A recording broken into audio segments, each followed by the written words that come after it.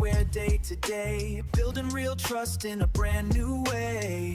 For a deeper connection, let's explore on Transparent Conversations. Transparent Conversations. Hey, what's happening? Welcome to Transparent Conversation, Elevated Exchanges. This is your boy Calvin, or CPJR, or CPJR 300 if you feel me.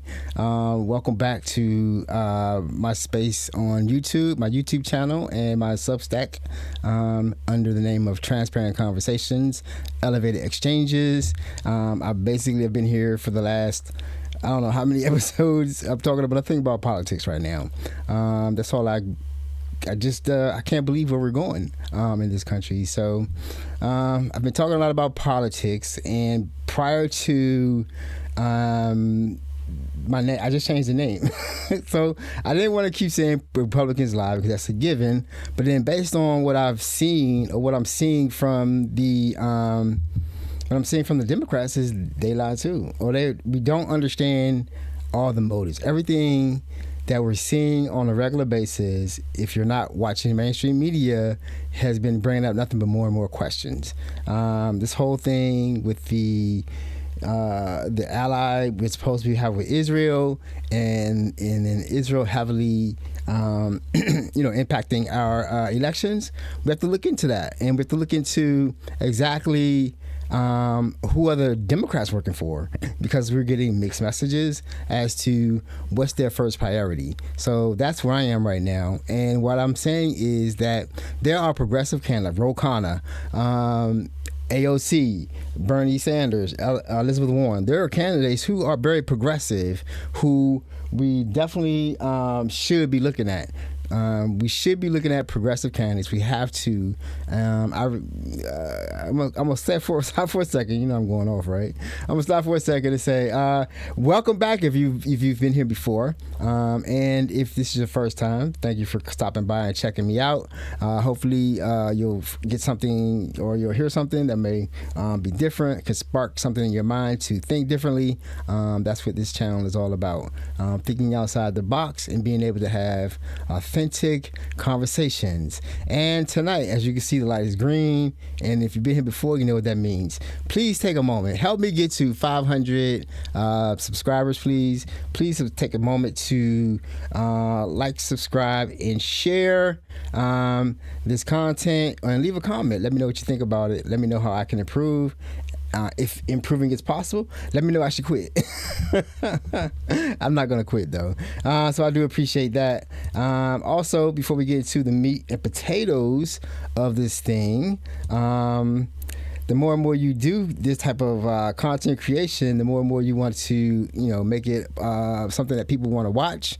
As part of people's regular media, media diet. Because, from what I see, the content is not out there on mainstream TV. You're not a mainstream media. You're not getting the stories that we see.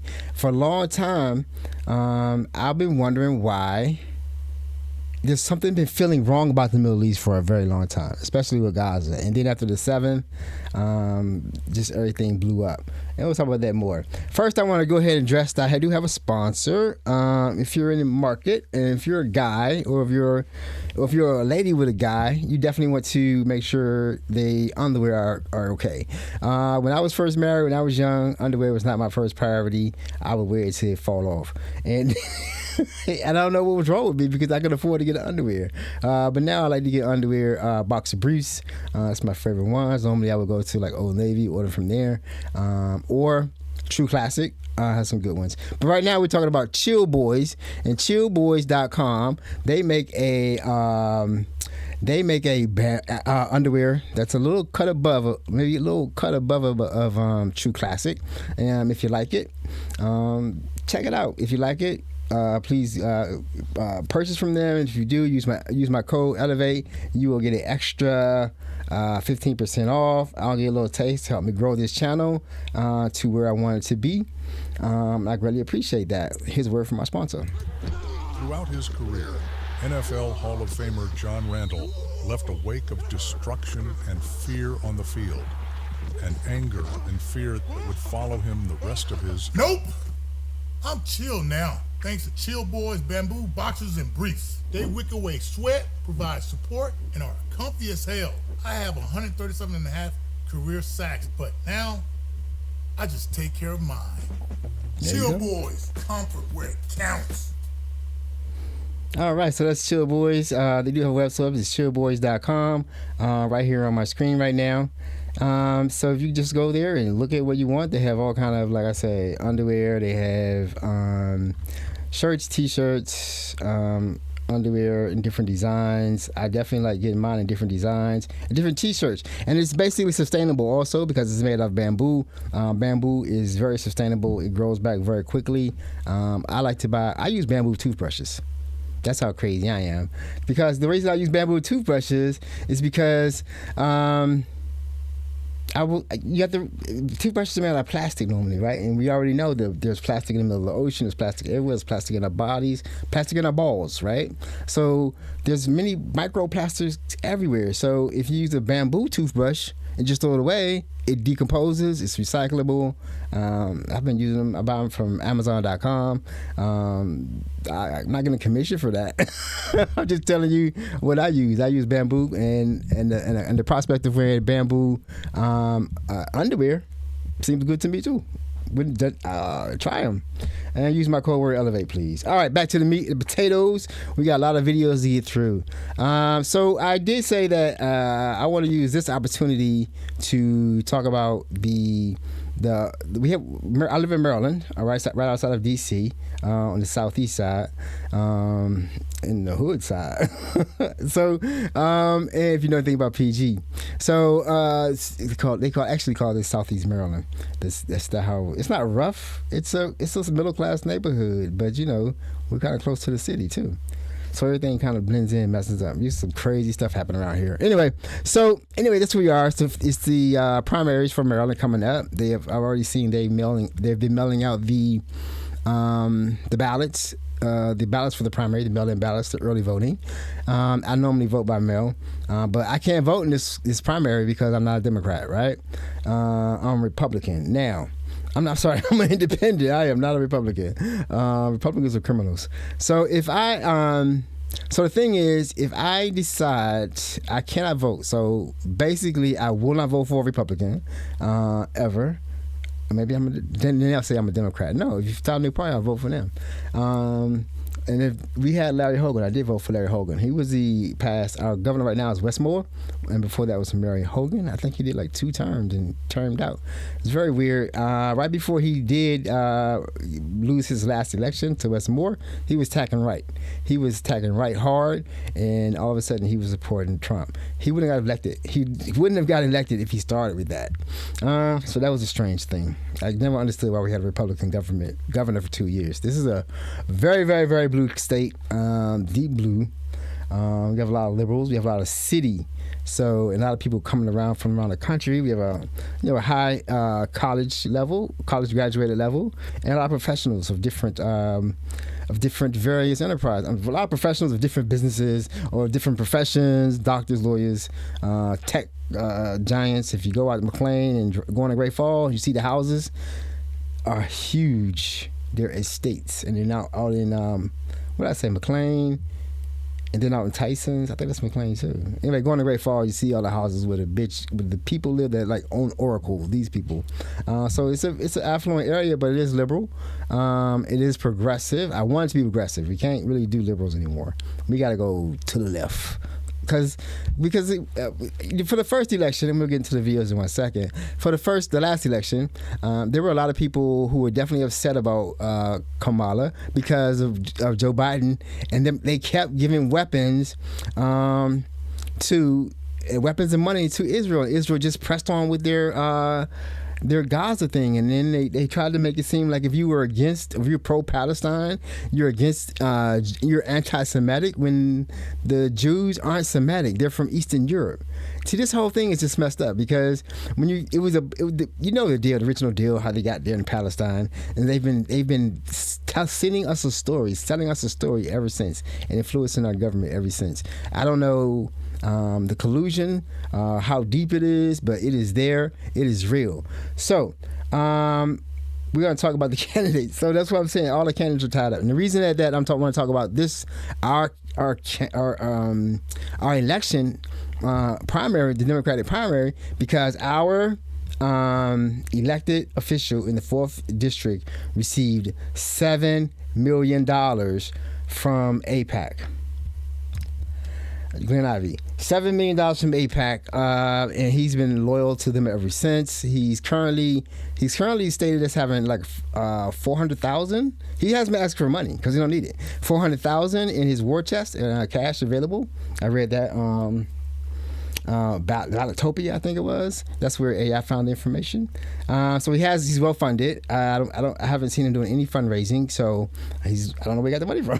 he got $7 million. So anyway, he's pro-Israel, and we know that from you saw my video from last week. AIPAC did a video with him, thanked him for his service, and said, "Yeah, we helped him get elected because he wasn't raising enough money to beat the incumbent, Donna Edwards."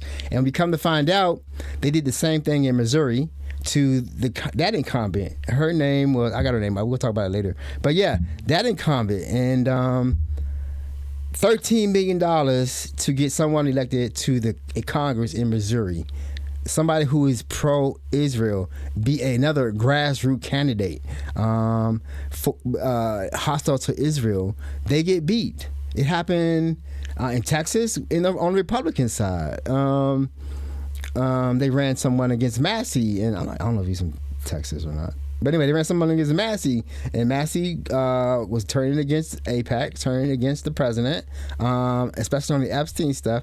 And now they spent millions to get him elected, right? Because they're worried about losing the Congress. So I want to talk about the candidates that are running, against Glen Ivey on the 4th district, and then I'm gonna tell you who I'm voting for. So the first candidate we have her name is Jakeya Johnson, I think. So this is Jakeya Johnson. As you can see from her image, this is straight from, she's grassroots also. She hasn't taken any money from AIPAC, and she doesn't plan to. In fact, she's tracked AIPAC endorsed, as you can see. She hasn't taken any lobby money from them, any PAC money. And when you read her statement from Ballotopia as to who she is, I'm gonna read it right quick. She has a background. She was a union steward, a nonprofit leader, and a reproductive justice advocate coming from a blue-collar background. Her core platform, she's running a progressive, community-driven campaign. She has explicitly rejected corporate PAC and lobbyist money. So she hasn't been bought. Focusing her message heavily on labor rights, healthcare access, lowering the cost of living and living for working class families, and corporate accountability. She's a progressive candidate, right? And this is me. Like I did my research like a couple of days ago on these candidates, and this is who they are. And then we have the next guy. Wait a minute, we have another person. First, we have another woman that's running, and her name is Shavonne Hedgepeth. I'm going to read her information. This is Shavonne. She's also running. I think this is her first time. There's no more information as to her, whether she's gotten money from AIPAC. She's not really endorsed because I think she's new. This is strictly from her background and her core platform right now. Positions herself strictly as an implementation candidate with a professional focus on project management, execution oversight. Now, I did watch a video of her doing an interview. There's a PGCTV channel, YouTube channel, and she definitely came off as a project manager. When she was being interviewed, she came off as someone who's definitely corporate. She probably is a project manager. I've worked with a lot of project managers in my career, and that's what she was saying. She's implement stuff. She was talking like that. Now, the only problem I have with that is there's nothing specifically. I'm gonna go over her core platform before I say this. Her campaign centers on physical transparency and operational accountability, specifically ensuring that federal infrastructure housing, and education funds allocated to the District 4 are cleanly executed and turned into tangible local resorts rather than getting stuck in bureaucratic iteration phases. She sounds like she's applying for a job. This is a time that I don't think any candidate can afford to not address the current situation. I don't think that's wise. It doesn't, because she says that she's gonna work on projects, which is good. She's a good manager, but is she gonna be a fighter? Does she see the problem? Is she? And my example right now is Zohar Madani. That man he's focused on doing the job. He's not getting down in identity politics, and he's also a leader. But then he understands what has to happen and what needs to get done. I don't see that here with her. I wish her luck. Maybe she's maybe she's up and coming. I don't know her age. She seems very young. So then we have some gentleman named Jonathan White. Not information. The picture, he has different pictures. I'm not sure who he is. Obviously, well, not obviously, but he's well funded. He's grassroots. I think he's just a challenger. I'm going to read his background and focus, as I did with everyone else. But I don't have a picture for him. Running as a grassroots challenger, while his public footprint is smaller than the top funded campaigns, the FEC filings show he's established a steady baseline fundraising effort early in the cycle to establish a presence in the district. He must be only available in political circles, because I haven't heard of him.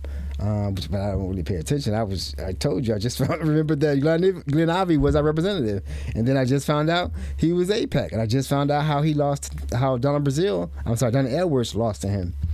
Thank goodness for AIPAC. The last candidate is another man. His name is Joseph Gomes, Gomes. I don't want to mispronounce that name. And this is him. Again, he's in the same boat. He doesn't have much information as to what he stands for or what he wants to do, but I will read his background and focus. A returning candidate who previously ran in the 2024 Democratic primary for this same seat that ran before. He ran, so he's not AIPAC, so he was going to lose. He has focus. All right, so I'm going to talk about this one second. He has focused his past platforms on localized community issues through his campaign. Though his campaign has historically operated with a minimal fundraising footprint compared to his incumbents. He's not raising money. And AIPAC already picked their candidate. He's already pro-Israel. So, boom, boom, boom, that's 4. Right. So, as you can see, you already know who I'm going to endorse, right? Who would I endorse? Jakeya Johnson. She's the progressive candidate. And I endorse Jakeya Johnson for the 4th District primary for Democrats. I hope you do vote for her. I hope some people see this video. I'm going to play a small video of her, and the reason that I recommend her, basically, if Glen Ivey's on the ballot, if he wins the primary, I'm not voting for him. So, and that's going to be a lot of progressives. They aren't voting for him. We aren't voting for AIPAC candidates. We did it last time, and this is where we're at. What's going to be better if we do it again? There's a whole weird thing going on with Israel we don't understand. For some reason, we weren't actually given the truth about what's been happening in the Middle East, and now it's open. I mean, I'm going to show you some videos because it all ties into what I'm going to talk about, and why I won't do it, because we're going to be in the same boat. I don't know. Whatever's going on with Israel and the United States is kind of deep. It's Zionism. It's not about the Jewish faith. I don't have any problems with the Jewish faith at all, or the Jewish people. The people that are there in the Middle East now are not Semitic. They are Eastern European. So something is definitely wrong about this whole entire picture, and I'm going to do that some more. So I'm going to play this quick video of Jakeya Johnson, and let her tell you why. Hopefully you'll be interested in her, to learning more about her and do more research. Her information, her Instagram information is down in the notes, so you can definitely start following her there. So my career started in healthcare administration. Is what I went to school for. And I was really excited about it because I spent a lot of time in and out of hospitals and doctor's offices growing up because my mom was terminally ill. And so it was important to me that I be able to go into a field where I could help people. So many days I sat down with parents and had to tell them that we couldn't help them because their insurance wouldn't cover the services that their children needed. And so eventually I made a decision that I couldn't keep working in this job that didn't align with my values. I felt like I was doing more harm than good, and so I quit my job. I did a lot of volunteer work trying to find just what really made me happy, and I really fell in love with public service. I started doing a lot of work in the reproductive justice space, and I made the decision to go back to school for my master's in public policy, public administration.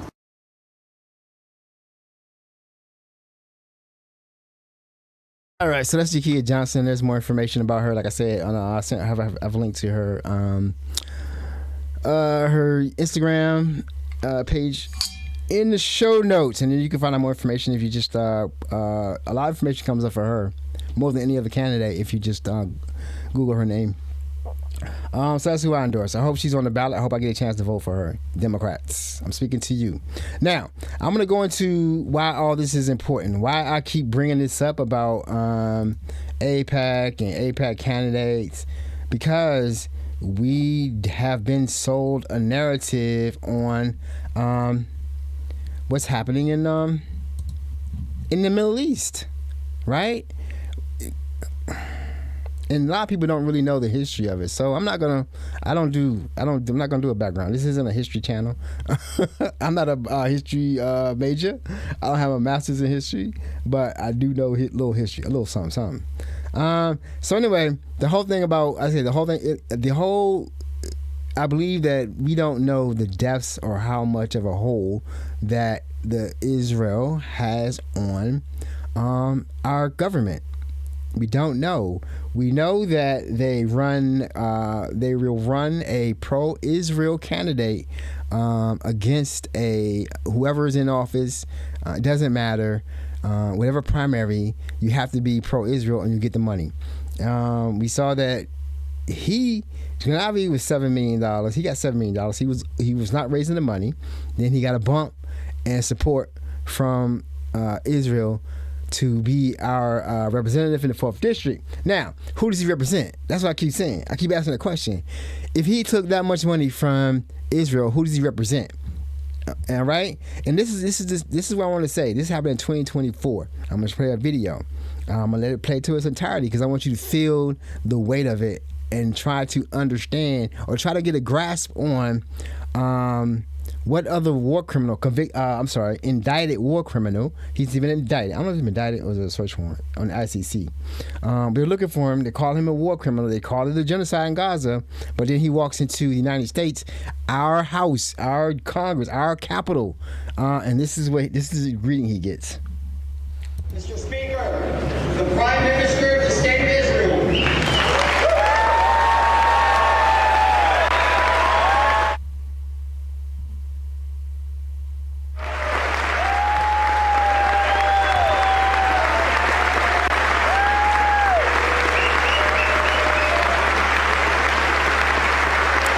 Smiling, giving handshakes, pats on the back.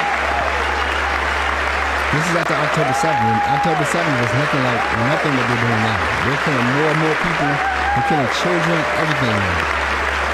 But this is him, an accused war criminal, coming to the House of Representatives. These are the people that we sent to Congress. Why are they so grateful to him?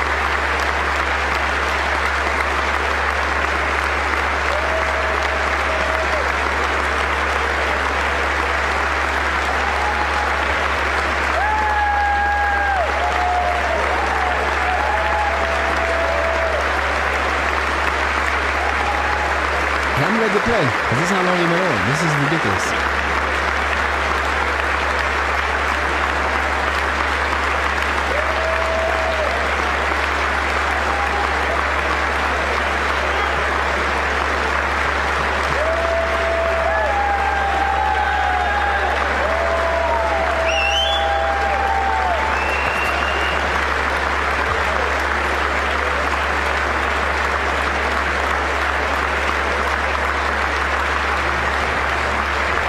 That doesn't make any sense.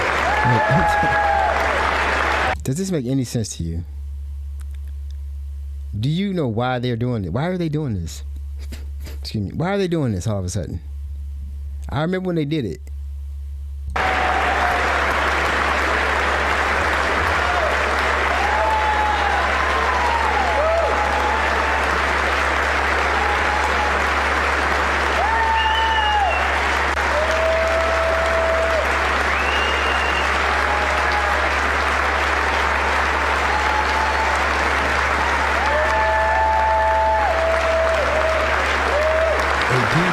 Peace covenant. Look at this. Look at this.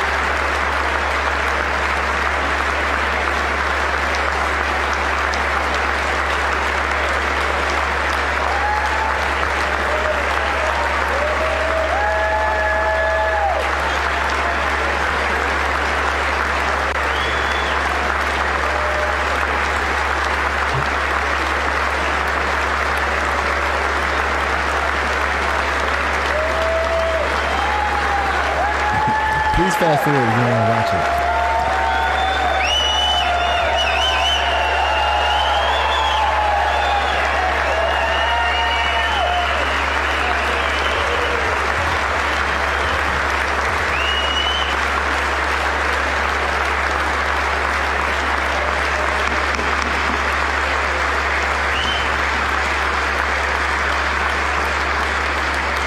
Members of Congress, I now have the high privilege and distinct honor of presenting to you His Excellency Benjamin Netanyahu, Prime Minister of Israel.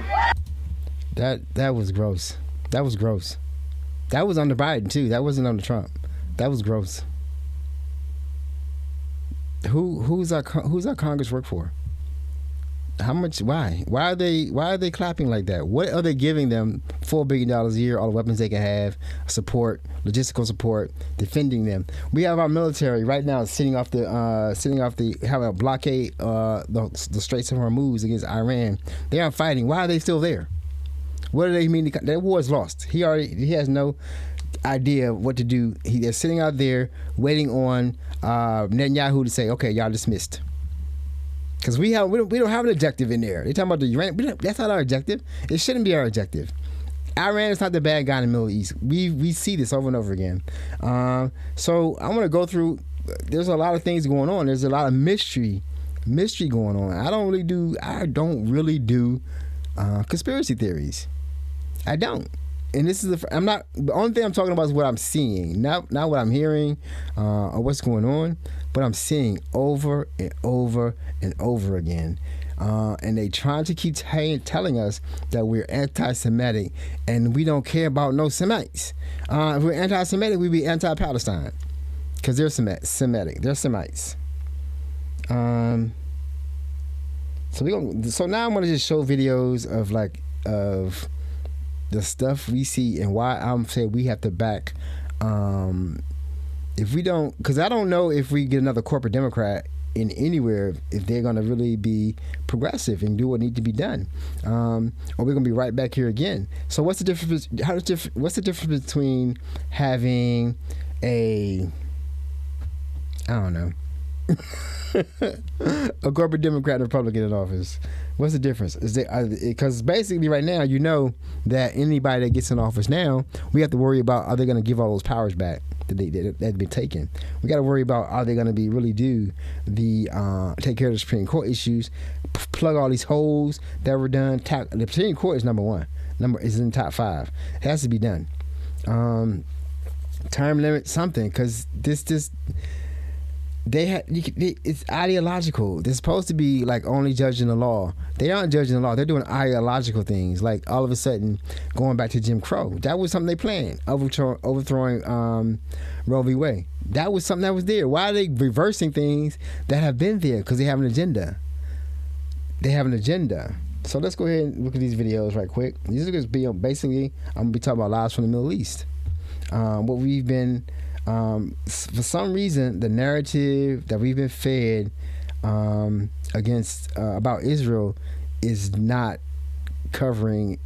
working anymore. I don't know if it's because of the internet.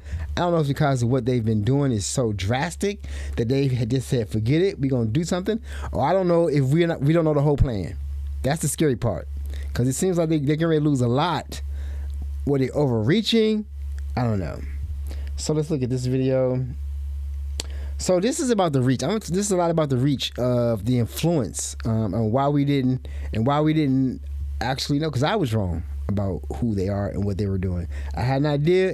Gaza definitely seemed like a mistake. I remember the PLO. It seems like it never really seemed like and I never understood why, if the Palestinians were there, why are the Jewish people all of a sudden become getting power, and why are they able to withstand power against all the people? And we always were fed and thought it was a thing like Arabs didn't like Jews. We just didn't know. But it's been Israel attacking other countries the whole time. The whole myth about Iran won't even say that Israel should exist. Why should they? It's right there. There's no problem with it exist. So if they get a nuclear bomb, they're gonna want to blow up Israel. No, they don't. It's a lie. A whole country, an entire country of 9 million people, all they want to do is blow up Israel with a nuclear bomb, which is right across the water, right in the same region. Like they gonna have no issues with having this nuclear radiated country a few hundred miles away. Make it make sense. This is a lie. The whole thing has been a lie. People, the Jews, are better than all of us. They're better than all of us. And you need to accept that. So all your loose change that you have from home, you bring that change to school. Everything that we get, we will actually cash it in and make a check out to the Fellowship for Christians and Jews. This is where, with the kids, where we start our indoctrination.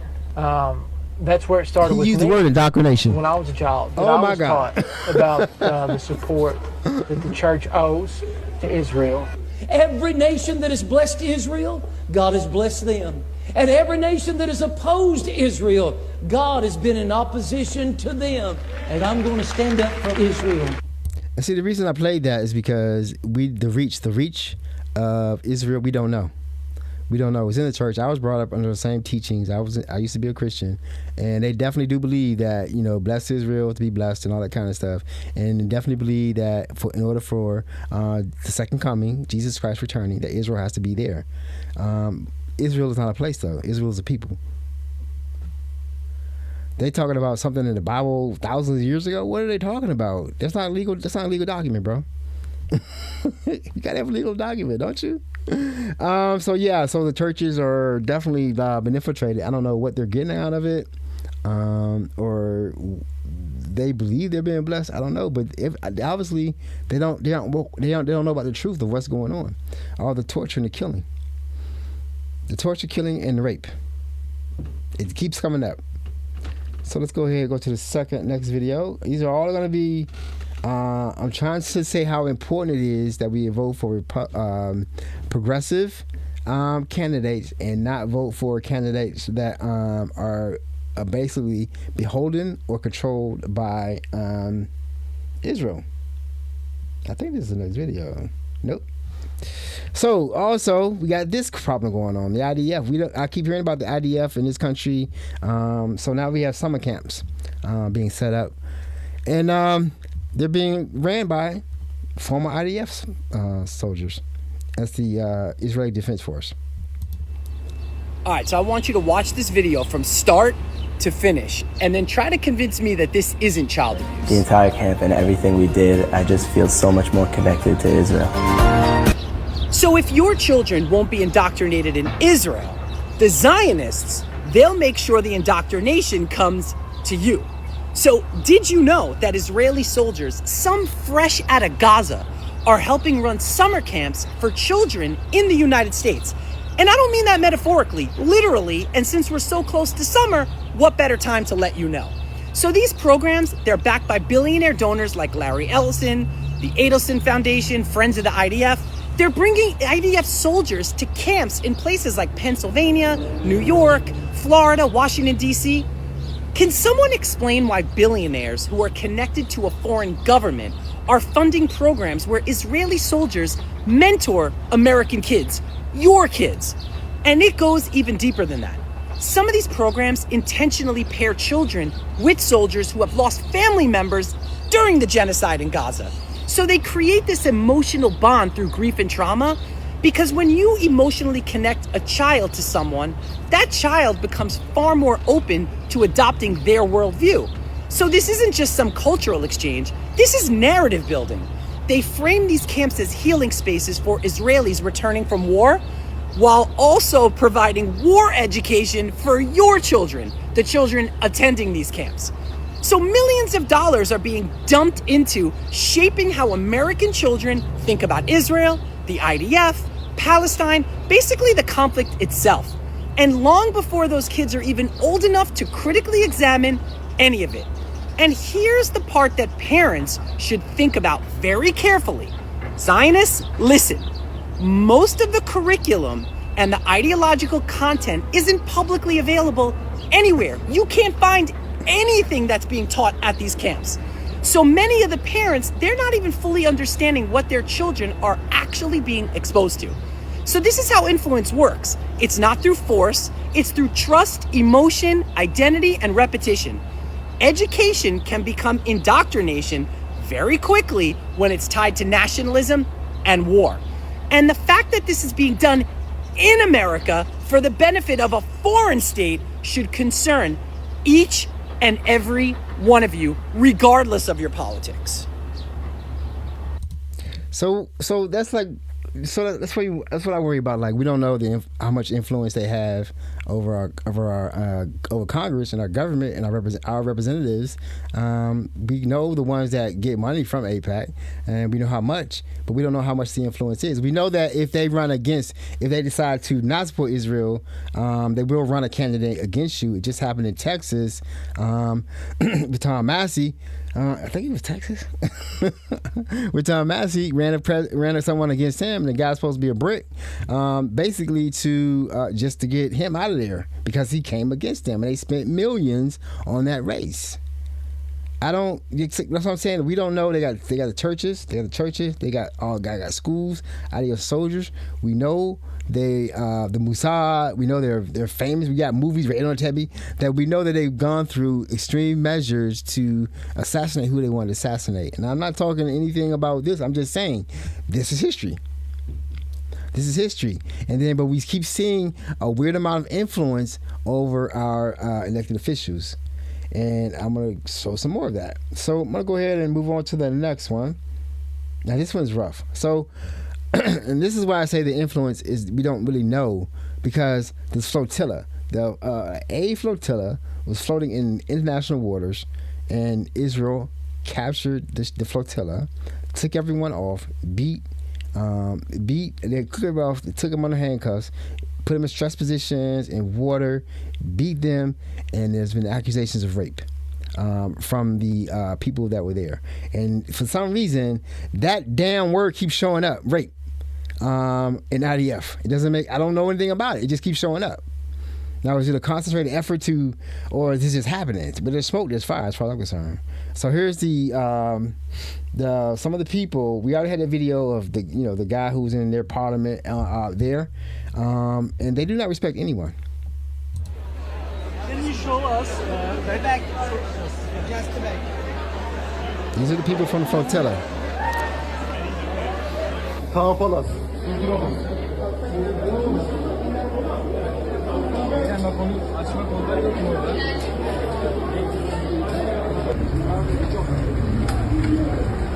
There is no easy way to say it, what I have to say. People got raped in the Revolution Flotilla. It was not one, not two, not three. It's many cases of sexual violence against our participants. In the prison boat, on their way to the port of Ashdod, where they got once again beaten up. Many people with broken ribs. 180 people were systematically bashed and beaten. We had 40 people who have broken ribs. We have 12 sexual assaults. We have people who were tasered in the face. People were syringed with unknown sedatives. We were tortured. I was put down, cable tied. They put so much water under me for an hour that I thought I was going to drown.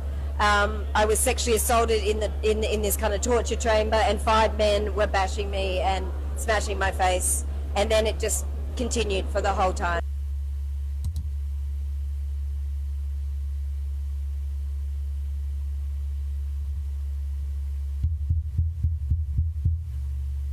So we wouldn't have heard about that on the news. Have you heard about that on the news? Any of it? No other country came to aid. They condemned it now, but they didn't. No country came to their aid once they were accosted in, or taken over, or overran, or hijacked, whatever you want to call it, in international waters. They just let it happen. Why? Why would it just happen? You know what I mean? Like, just let it happen. And then now we hear these reports, and now everyone's upset, and they're calling diplomats, but you didn't do that before when it happened. Here's another. I'm playing videos because we're seeing like this behavior all over the world. The Philippines, they're trying to establish a hold there. Greece, they're trying to establish a hold there. And it's like the people don't want them there, but they're there. And they're there, and they're being rude to other people. And it's happening even here. For some reason, they think they're the chosen people. I don't know. I was brought up as a Christian. I know what it means. But I didn't know they would try to make that earthly real. It's not real. It's not real on earth. You know what I'm saying? If I'm not a Christian, I'm not a Jewish, I don't know what you're talking about. You don't own nothing unless you buy it. You can't own nothing unless you go into court and get a deed. You don't have a right to anything unless you work for it and buy it according to the law. That's what you're doing over there. Ain't gonna work over here, my boy. I was just notified of a viral scam going on in New York of Jewish going to people's houses with a fake court order to evacuate the house. These guys are trying to scam my boy on his property. Look, it's the second time he came around talking about he trying to get him. Hey, Daniel, trying to scam. I came to do inspection of the house. Ain't no inspection. You don't own the house. Get out of here. You don't own nothing. You know this is a court order. Like a court order. Must vacate. No, get out of here. Fake ass court order. Look at this nigga trying to scam. These motherfuckers think they're in the West Bank, protected by a terrorist army. army. This guy's been here for years. Get out of here, bro. Get out of here. He was born here. Get out of here. When they called the cops, you came. The cops came. They did nothing. Even he called the cops. The Jewish person called the cops, and they came. They're like, "What the hell is this fake ass court order?" Get out of here. Yo, oh yeah. I don't know if you know this guy trying to scam. We're not playing over here. We not playing. We don't give a fuck about that little fake ass hat. We're not the fuck at all. We not playing. You heard me? We not playing. You hear the tone. I'm trying to play. I'm trying to get him the fuck out of here before he gets himself hurt out here. You heard? Maybe we don't give a fuck about that hat. You heard? We don't give a fuck about that hat. We're not this. Now imagine the same situation, but in the West Bank, in Palestine, occupied Palestine, where they come protected by soldiers, protected by police soldiers, armed to the teeth, where they come and kick out thousands and thousands for the past 76 years, where no one saying anything, and Palestinian families end up in the streets. These houses are promised them 3,000 years ago. These motherfuckers will not stop. They're serious. They need to be stopped. They're serious. I'm gonna go into the next video. This is happening. The next video is about what's happening in the Philippines. The locals are complaining about their behavior. Duh. So the Israelis are trying to colonize the Philippines right now. They're trying to take over the island of Siargao. It's one of the most beautiful and peaceful islands in the Philippines. And Israeli Zionists are attacking the local LGBTQ people, destroying local communities, and apparently opened an Israeli heritage center. Heritage center? What kind of Israeli heritage? Do Israelis have heritage? A few days ago, I heard that they're also trying to colonize Thailand. So they want to take over Palestine, they want to take over Lebanon, they want to take over Thailand, they want to take over Philippines. And there are many Filipinos who live in Israel and work there, and they are tortured by Israelis, and this is well documented. So those who think whatever happens in the Middle East doesn't affect us, it affects everyone. So this is again a friendly reminder that no one is free until Israel exists. So now I'm going to roll on, keep it going. And it may seem like I'm piling on. I think I'm trying to make a point of, I'm not trying to talk about data centers this week. I'm making a point of, this is because we're having a primary coming up in Maryland real soon. Like, this is the people that we support when we're supporting people that take money from AIPAC. This is the behavior that we're supporting. Now that everybody's waking up to the evil doings of Israel and the United States, I think it's important to look back on the people that predicted this exact moment. Y'all need to watch this video from Kwame Ture from, I think, the 70s. Was a man by the name of Theodor Herzl, H-E-R-Z-L. He was the founder of Zionism. He said that he was going to find the state that God promised the Jews. Listen to this very carefully. This man, Herzl, was an atheist. He believed that there was no God. He said God did not exist. Now, how is it that a man who believes that God does not exist is going to find a state that God promised to his chosen people? I tell you, this man is Satan in disguise. Zionism is a satanic movement. It is devil. It is imperialism. It is racist. It has gone and taken the lands of the Palestinian people and through terrorism has driven them out. And through terrorism, it maintains its power. And the United States of America, with over 6 million homeless, sends to Israel billions and billions and billions of dollars everywhere to bomb Palestinian people while homeless people are here and unemployed are here. Zionism is going to raise this war and make the people of America become clear to what it is and become anti-Zionist and stop the aid to Israel and use the money to take care of the homeless in this country. So I'm saying the narrative's all been messed up. So Zionism is not Judaism. There's a difference. And we even have, in this country in New York, we have Jews protesting against Zionism, and they're getting beat up too. Everybody gets beat up when you go after these people. And it's just like, that's what I'm saying. Like, that's from the 70s. So this problem has been identified. And then, Palestinians, they said, we're telling y'all this since 1948. 1948. The problem isn't Iran. The problem is Israel. Always has been. I got one more to play. Yeah, I think so. So yeah, one more to play about the current situation, and just that's the narrative. The narrative of Israel is gone. Like, they are our staunchest ally and all this kind of stuff. When did they help us in a fight? I don't remember Israel ever saying, pulling up their boots and saying, let's jump in here and go fight. We had every time something pops off in the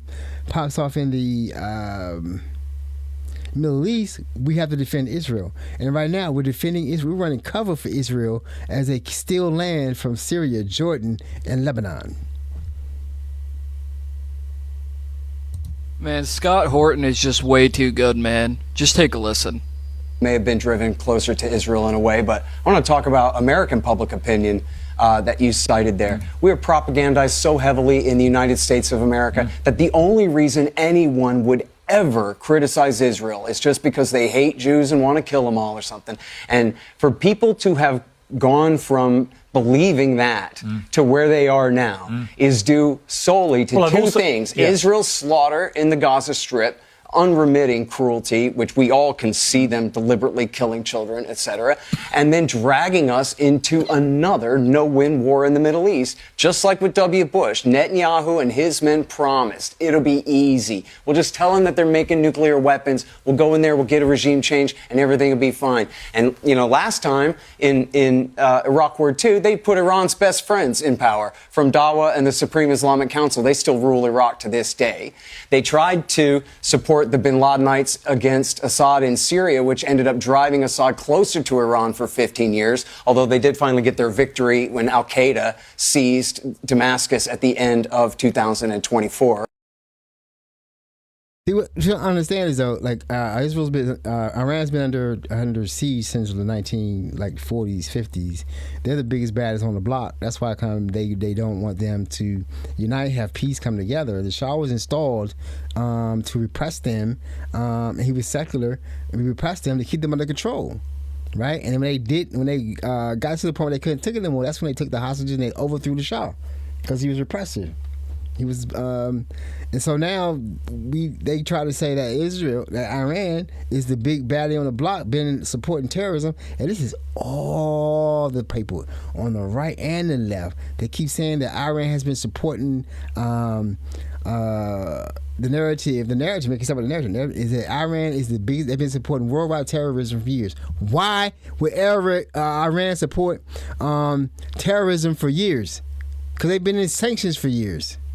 There's two sides to the story. I don't understand why even the progressives, these other podcasts, Crooked Media, Bulwarks, never ever address that, and they just openly accept the narrative that Iran has been the worst supporter of terrorism for 100 years, and we got to get rid of them. There's some bad people. Some bad people in this country. Ain't nobody talking about getting rid of them. Look where we're at now. Look where we're at right now, and look at us trying to lecture what Iran should be doing. I'll put the picture up there. Wait a minute. Let me see this. This is who y'all should be for. If you see this, I'm gonna do this here because it's important that y'all vote for her in the primary, in the Congressional District 4 in Maryland. This is our candidate. She's progressive. She doesn't take PAC money. And she's not going to be beholden to Israel. If you want to continue to see what's happening over there, keep voting for pro-Israel candidates. I think I got another one to play. Yeah, so this is going to be the last one as far as Israel goes. But this is another one. I'm just trying to understand, get everybody to understand that this is the narrative that we haven't seen. This is the real narrative, and once you see it, you can't go back. You can't go back. So this is from Aaron Primaries again. I told you should be following him to keep up with what's going on a real timely way on Twitter. I'm sorry, not Twitter, Instagram and Substack. This is about the people who captured the flotilla and how it started, and we saw how it ended with them coming back with broken bones, ribs, raped, and assaulted.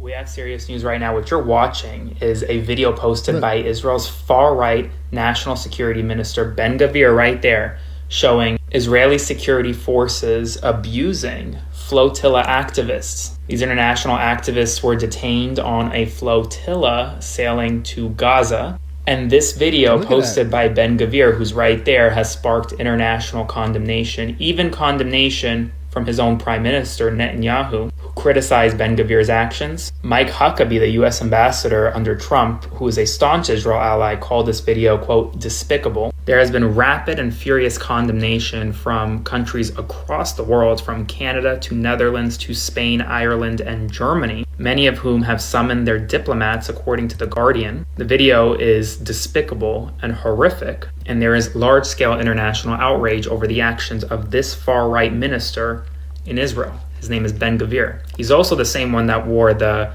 noose pin, if you recall, after passing that death penalty law for Palestinians. I'll have more updates for you soon. Follow along for more. That's the country, that's the people that the Congress were clapping. They were applauding it. 4-minute standing ovation. Standing ovation for 4 minutes. The country that will intercept a flotilla and then torture the people who were just wanting to help people in need. And they were happy about it. You see them smiling. International water. My career so why started in healthcare administration. Is what I went to. Sorry, I don't know why that happened. So that's the people who they're applauding right now. That was Jakeya Johnson, 4th District Congressional 4th District from Maryland. Vote for her. I'm gonna play it one more time before we end up. So yeah, that's what we're seeing on a regular basis. And it's like crazy to see it, right? So we're gonna leave that one. I'm gonna do one racist lie because last week or 2 weeks ago, I did play a video of it was some white guy saying some dumb white shit. He was like, if you people would just go away and form your own, we would leave y'all alone. And then there was another woman who just listed all the towns and people that were black towns, black townships, black communities that were destroyed by white people because they were either jealous or just hate black people. But there were a long list of them, and she said one coup. There was one coup that happened in North Carolina to a country, to a community. Well, no, the town had voted in black leaders. Basically because they outnumbered the whites. So they basically had black police chief, black mayor, all this kind of stuff. But the white people weren't going to have it. And they did a coup. And it never is talked about, and it never was prosecuted. So you have to see this to understand that And I wish I knew that guy's name, because he basically, our biggest thing is like, just leave us alone. That's all you gotta do, leave us alone. Because if we stay on your mind, you know what I'm saying? We can't go on to work, can't go to a park, can't go on a boat, can't go on a plane. We just always accosted. Go on vacation, your attack is there. It's the Zionism. It's the culture that you think you're better than everybody else, and you get to say who gets to be where. That's not how it works.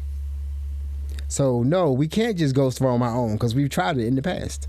All right, so let's go. 1898, Wilmington, North Carolina. A mob of 2,000 armed white men storms the city. They march to the Daily Record, Wilmington's black newspaper, smash the windows, pour kerosene inside, light it on fire. The building burns to the ground. Then they hunt, spreading through black neighborhoods, guns raised, shooting men in the streets, in doorways, in their backs as they run. Joshua Halsey hears them coming. His daughter begs him to flee. He runs. They shoot him in the yard, leave his body in the dirt. Families run to Pine Forest Cemetery, hide behind gravestones. Children crouch next to their ancestors' graves, watching white men hunt their fathers. Gunfire echoes for hours. At least 60 black people murdered, some say hundreds, bodies left in the streets. The mob marches to City Hall, surrounds the building, storms inside, guns on the mayor, the city council, the police chief. Resign or die. Every official signs at gunpoint. Alfred Moore Waddell declares himself mayor, installs an all-white government, the only successful coup in American history. Within days, 2,100 black residents flee, leave homes, businesses, everything. Black-owned shops looted and burned. Registered black voters drop from 126,000 to 6,100. Wilmington doesn't elect another black candidate until 1972. 74 years. No one arrested, no one charged. Waddell serves as mayor until 1905, dies free in 1912. For over a century, it's called a race riot, blamed on black people. Not until 2000 does North Carolina admit the truth. It was a massacre. It was a coup. It was a coup, and no one was ever punished. So now I want to go down to one more video I'm going to play about the whole thing about this Epstein class. It's all coming out. This is very either coincidental or going to plan that all this came out now at the same time. Israel showing their teeth and who they really are for the first time. Epstein coming out. Trump being elected. Our standing in the world being trashed, our economy being trashed, our government being trashed, and all this is going on at the exact same time. And the more and more we learned about who these people are that were involved with the whole Epstein thing, it was more than just sex. It was world type changing stuff. So I'm gonna play this video of someone who's going through the files and putting the dots together, or drawing the lines, connecting everything. So here's that video. Go out and vote again. Nope. He sends to Peter Thiel, Brexit, just the beginning. Peter Thiel responds, of what? And Epstein goes, return to tribalism, counter to globalization, amazing new alliances. You and I both agreed zero interest rates were too high. And as I said in your office, finding things on their way to collapse was much easier than finding the next bargain. This is where the whole bankers profiteering off of war, and obviously Peter Thiel is not a banker. Jeffrey worked in finance for bankers and stuff, but like they're from the banker class, if you will. This is where I look at that and go, well, here you go. I've never seen you so speechless this much. I feel bad that I'm so shocked. It's so sickening. I didn't realize it was this deep. These are the people that are still running the country. Yes. They're running the economy. So that's what we don't know, right? We don't know how deep everything goes. I'm not a conspiracy theorist. I don't know. I'm going by what I see. And it doesn't look good. If you were trying to do what he said that they were trying to do, bring back tribalism, and they get money from that on the top, money goes up. So shorting the markets, everything they're doing right now, keeping everything in chaos, makes them money because they can short things, they can make investments when things are low, and then cause it to go back up. And they were talking about this to the other guy, Steve Bannon, or whatever the fuck his name is. They were talking about this on a regular basis about how they can manipulate society, and they still are trying to manipulate society. Because everything's coming out, and why is it coming out now? I do not know what's happening. Did they plan for this to happen, or was this the plan, or I don't know? You know, come by to tell me what's going on. Okay, one more. Now this is the problem that happened today when I saw this, and today I was just going to talk about the Democratic candidates in the 4th Congressional District, the primaries. Please vote for Jakeya Johnson. She's the only progressive candidate that's running, and we need to beat Glen Ivey. He's an AIPAC corporate Dem. He's not gonna do anything for us. Gonna give you pennies, but really no, he's gonna send the billions overseas to Israel for their destruction. How does he feel about that, though? I really would like to speak to some candidates who feel as though they are justified in supporting Israel. I really want to know. And Zionism, I really want to know, is that the plan? Us being black people, I'm lost.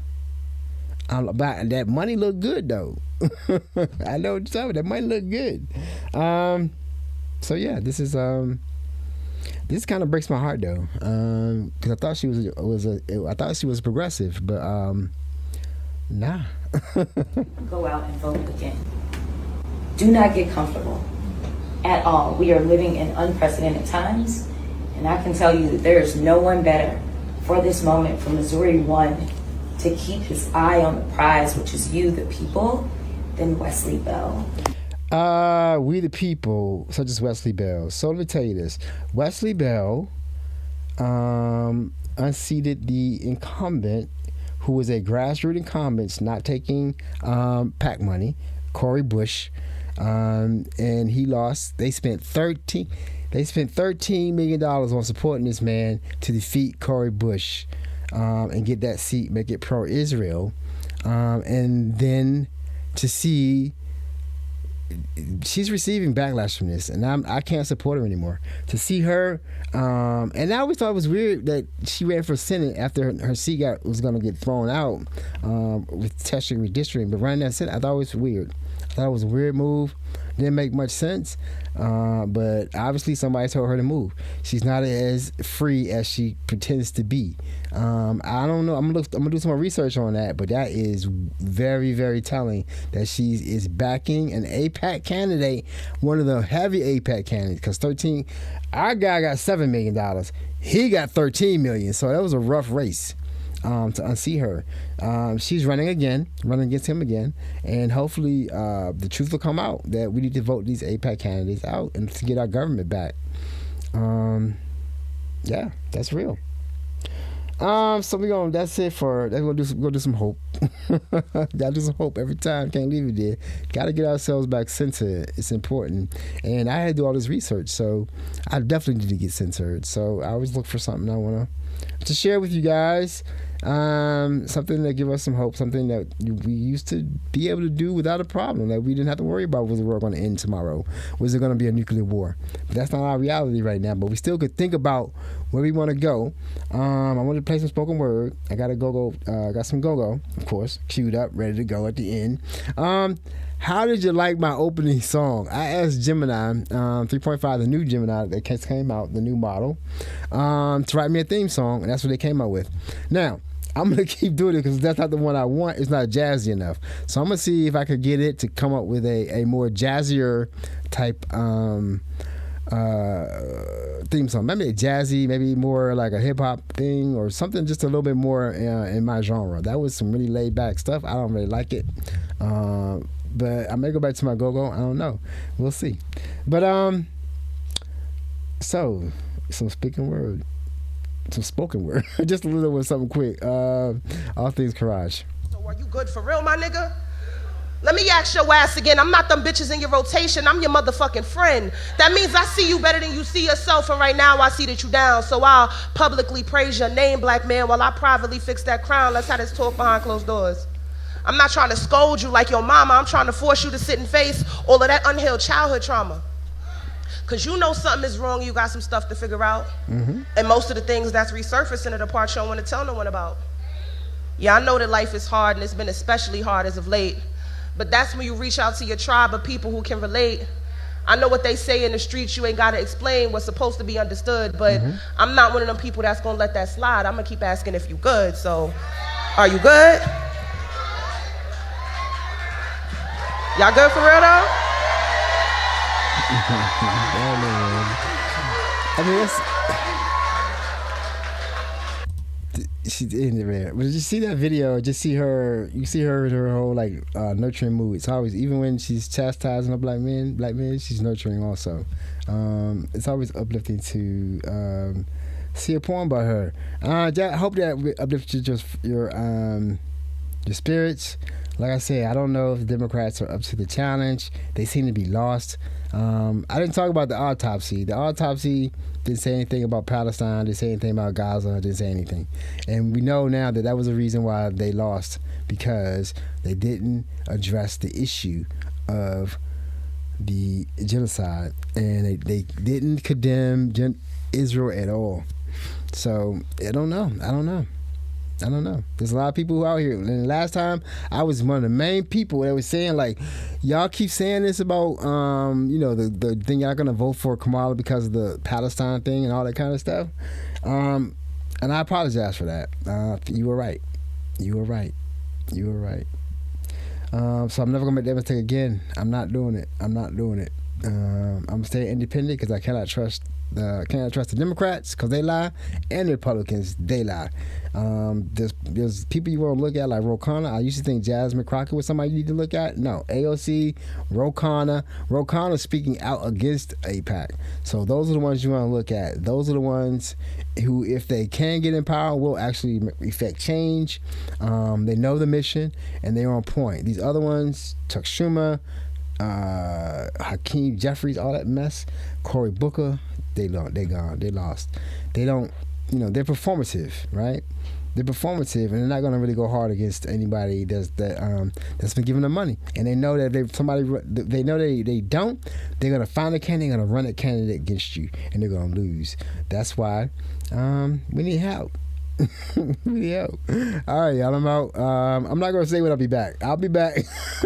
I'll be back real soon, making some more videos. So thank you for watching. If you watched all the way through, remember to like, subscribe, and share.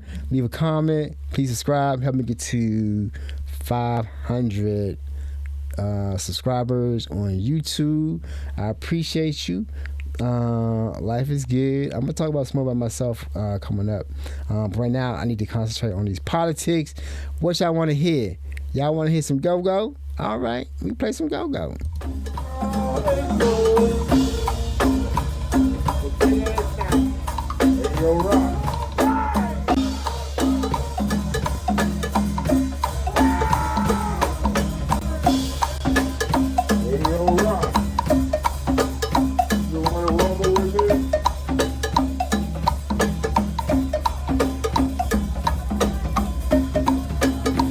I mean, it's just, I guess once you get go-go in your soul in the DC, it's Martini, right? This place is actually like right down, like 5 minutes from my house. And I ain't never been yet. I've been there, but I haven't been to see go-go yet. All right, now, peace out. Like I said, peace out. Do not give up the fight. It's important that we stay in the fight as long as possible. And remember what I say is seek peace, pursue it. And I'll see y'all next time. Peace.